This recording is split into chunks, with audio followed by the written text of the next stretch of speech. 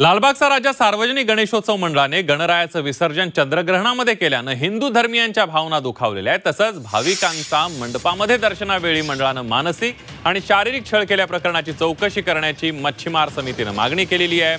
असे प्रकार भविष्यात घडू नयेत याकरिता मंडळातील कार्यकारी समितीतील सदस्यांची चौकशी करून फौजदारी गुन्हे दाखल करा अशी मागणी अखिल महाराष्ट्र मच्छीमार कृती समितीनं मुख्यमंत्र्यांकडे केलेली आहे।